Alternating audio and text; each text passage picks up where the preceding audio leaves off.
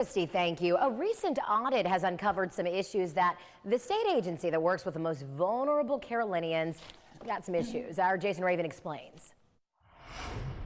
The Legislative Audit Council reviews state agencies at the request of members of the General Assembly.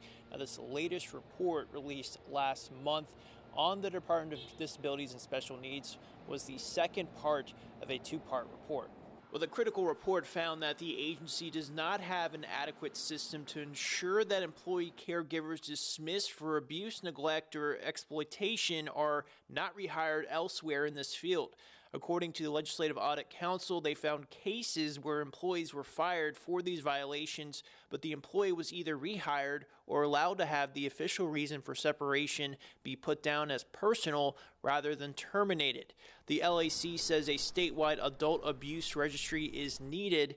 Now, in a statement, a DDSN spokesperson says agency leadership continues to review this report.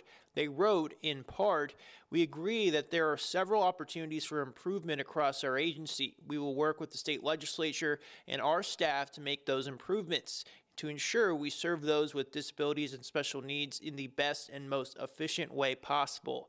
Well, Governor Henry McMaster says the report shows South Carolina needs to make improvements. Now, state leaders are currently reviewing the state's healthcare delivery systems following the passage of the DHEC restructuring bill earlier this year. And it's clear we've got a lot of work to do. We are likely the most disorganized. We have 7 different health and mental health agencies, and some states have 1, some of them have 2 or 3.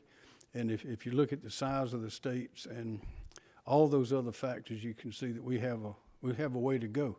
Now, back in March, the state Senate passed legislation that would make DDSN a cabinet agency. Now, the soonest the House could take any action on that bill is in January. In Columbia, Jason Raven, 7 News.